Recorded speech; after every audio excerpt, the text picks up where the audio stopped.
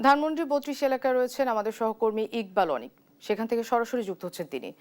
অনিক, ধানমন্ডির ৩২ এলাকায় কি পরিস্থিতি বিরাজ করছে, বিস্তারিত আমাদেরকে জানাবেন।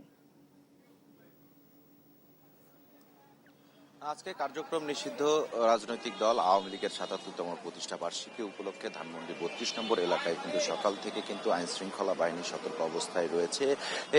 এরই প্রেক্ষিতে কিন্তু এখানে বেশ কয়েকটি রাজনৈতিক দলের নেতাকর্মীরা উপস্থিত ছিলেন সকাল থেকেই।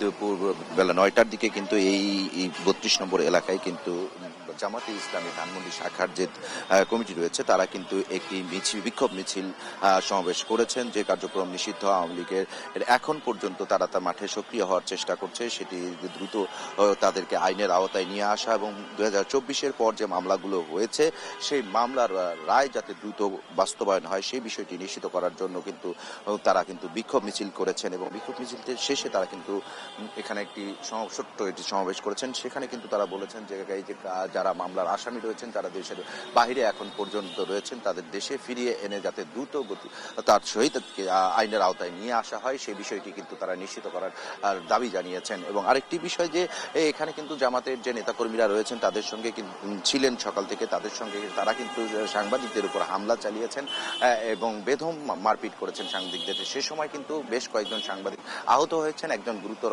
অবস্থায় কিন্তু হাসপাতালে তাকে নেওয়া হয়েছে। এরপর কিন্তু জামাতের পক্ষ থেকে কিন্তু জানানো হয়েছে এখানে যারা ধানমন্ডির কমিটির যারা রয়েছেন তারা কিন্তু দুঃখ প্রকাশ করেছেন। দুঃখ প্রকাশ করে তারা জানিয়েছেন এই অনাকাঙ্ক্ষিত ঘটনা ঘটেছে এবং এই অনাকাঙ্ক্ষিত ঘটনার পেছনে তৃতীয় কোনো শক্তি তাদের এই বিক্ষোভ মিছিলের সঙ্গে থাকতে পারেন বলে তারা ধারণা করছেন এবং তারা দাবি করেছেন যে এই ঘটনাটি অনাকাঙ্ক্ষিত।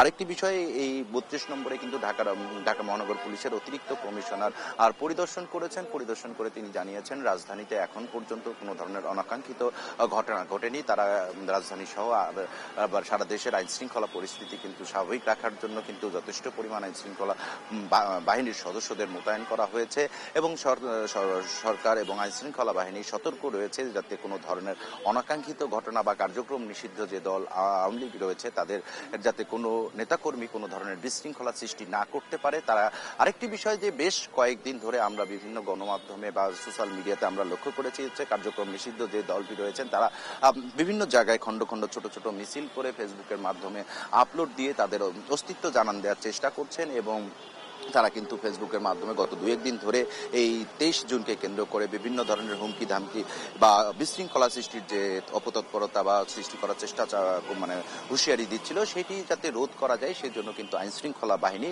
এই সতর্ক রয়েছে এবং রাজধানী সহ দেশের ৬ জেলায় কিন্তু সেনাবাহিনী মোতায়েন করা হয়েছে এবং সারা বাংলাদেশকে নিশ্চিদ্র নিরাপত্তা ব্যবস্থায় নিয়ে আসা হয়েছে। এই ছিল আমার কাছে ধানমন্ডি ৩২ নম্বর থেকে সবশেষ তথ্য।